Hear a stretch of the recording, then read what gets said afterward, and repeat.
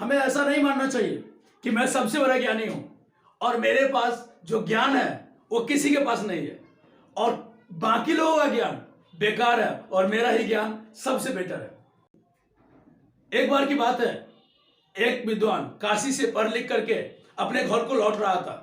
वो फूले नहीं समा रहा था कि मैं अब तो सारे ज्ञान ले चुका हूं, पूरे वेद पुराण सारा चीज का अध्ययन कर चुका हूं, अब मुझे किसी चीज की जरूरत नहीं है। वो जब घर को लौट रहा था उसी पीरियड में उसके घर तक जाने के लिए रास्ता में एक नदी थी और उस नदी को उसे पार करना था। वो एक नाव पे सवार होकर के और गांव को जा रहा था। उसी टाइम उसके मन में विचार आया, क्यों नहीं मैं अपने ज्ञान का बखान इस नाविक के साथ करूं, इस नाविक को बताऊं कि देखो मैं कितना पढ़ा लिखा हूं और तुमको क्या आता है। उससे अपना कंपैरिजन करना शुरू कर दिया। उसको बोलता है, क्या भाई साहब आप लोगों ने कभी वेद और पुराण का अध्ययन किया है? तो नाविक बड़ा ही नर्म भाव से कहता है, देखिए मेरे नसीब में आखिर ये सब कहाँ है, मैं ये सब नहीं पढ़ पाया। बोलता चलिए कोई बात नहीं। थोड़ा देर बाद उसको बोलता है कि देखिए जीवन का 4 पार्ट होता है, जो 54 मात्र 25 पैसा जीवन आपका बेकार है जब आपने वेद और पुराण का अध्ययन नहीं किया। तो फिर थोड़े देर बाद जाने के बाद बोला, एक बात बताइए, आप तो कम से कम ज्योतिष का तो अध्ययन किया होगा ना, गणित पढ़ी होगी ना। वो भाई बोलते हैं नाविक, देखिए साहब जी मैं बोला ना मेरे नसीब में ये सब नहीं है, मैं गरीब व्यक्ति हूँ, बस नाव चलाना जानता हूँ और उसी से जो 2 पैसा कमाता हूँ उससे मेरी जीवन यापन चलती है। तो इन्होंने इसको बोला कि तब तो आपकी आधी जीवन बर्बाद है, आपने ये भी नहीं पढ़ा। फिर थोड़ा देर के बाद जाने के बाद और अंदर से बहुत खुश हो रहा था कि मैं इससे कंपैरिजन कर रहा हूं, इसको कुछ नहीं आता, मैं इतना सारा पढ़ लिया हूं। फिर उसको बोला कि भैया और कुछ साइन करना तो जानते होंगे ना।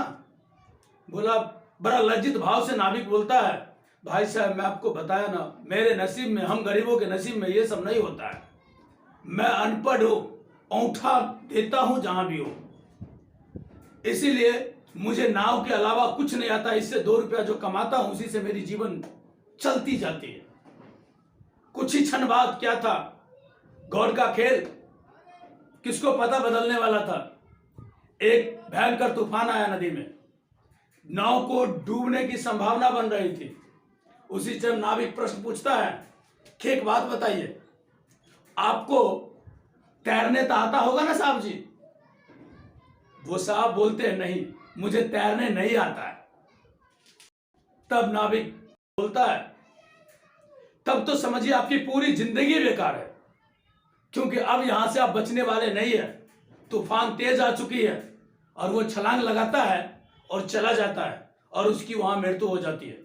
दोस्त सच्ची बात यह है कि आपके पास जो ज्ञान है वो आपके लिए ही बेटर है। उसको कभी दूसरे से कंपैरिजन करके आप ये ना सोचे कि मेरे पास बहुत है उसके पास नहीं है। उसके पास जो है वो उसके जीवन का सबसे बड़ा रक्षक और सुरक्षा कवच है। इसी लेकर के जितना अधिक से अधिक हो सके आप ज्ञान लेने का काम करें, कभी कंपैरिजन ना करें कि हमको उस सबसे ज्यादा है। अगर ऐसा कंपैरिजन आप करेंगे तो जीवन में कभी भी सफल नहीं करेंगे। अगर आपको लगता है कि ये वीडियो मेरे जीवन के साथ साथ किसी और के जीवन के लिए बेटर है तो आप 100% इस वीडियो को किसी दूसरे के साथ शेयर करें। साथ में मेरे YouTube चैनल को सब्सक्राइब करें और Facebook को फॉलो करें।